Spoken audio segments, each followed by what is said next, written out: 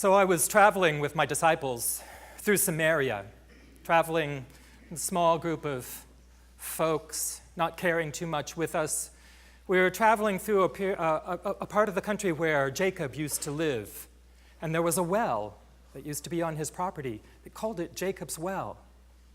And I stopped there in the middle of the day because I was thirsty, needed a drink. I had to go to the well every single day, all the way downtown in the center of things. The well was the place to see and be seen. It was the place Jacob had met Rachel. It was the place everything happened. And so, because a lot had happened to me and people had started talking, I wasn't really welcome at certain times of day. So I made it a habit to go in the heat of the day, right around noon, when I had the well to myself. Only this day, when I rounded the familiar corner, there was someone there, a man I'd never seen before. He wasn't from around here. And so I just put my head down and went about my business. But then he spoke to me. It was odd, of course. The two of us were there alone. In this situation, a Samaritan and a Jew, a man and a woman, but still. Could you give me a drink? I don't have a water jar. Me? How is it that you, a Jew, are asking me, a Samaritan woman, for a drink? We don't normally mix in polite company.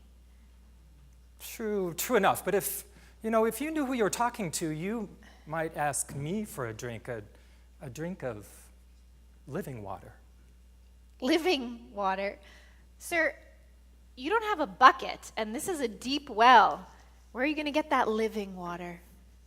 Are you some kind of new Jacob here? Are you better than our ancestor Jacob, who brought us this well and who would bring his sons and his flocks here? People who drink of this water, they're going to be thirsty again. They'll drink and then they'll be thirsty again. The water that I have to offer will quench your thirst for a long, long time. It will quench your thirst through eternity.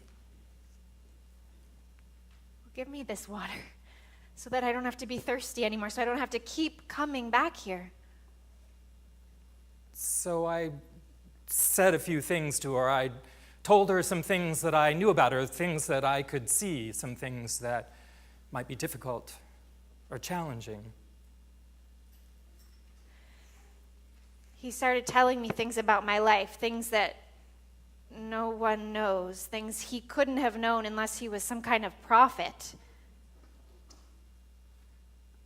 They said that there's a prophet coming, a Messiah who they call Christ, who will tell us everything, who will see us through and through.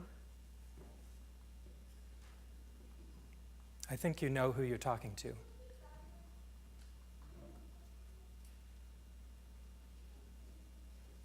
So about that time, the disciples came back.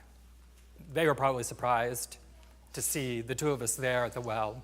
But they didn't question me about it. They didn't wonder about this situation, but they were concerned that I hadn't had anything to eat. They said, "Do you need some food?" And I said, there's food, and then there's food. In the same way that there's water and there's living water, and the work that I do, the teaching I do, feeds me so deeply that I don't really need the food that you have to offer me. Thanks anyway, though. And I'd come for water, but I'd got something else entirely, so I left to run back to the city, and I left my water jug behind, but whatever. I don't think she ever got me the drink, actually. And I told them, I just kept sharing my testimony. That's all I had. And I wasn't trying to because of them. because of her telling everyone else, pretty soon they were coming to me to hear the story directly from me. Come and see a man who told me everything I've ever done. And so they came and they believed. And they said, it's not just because of what you said, but we've heard it for ourselves. And this truly is the Savior of the world.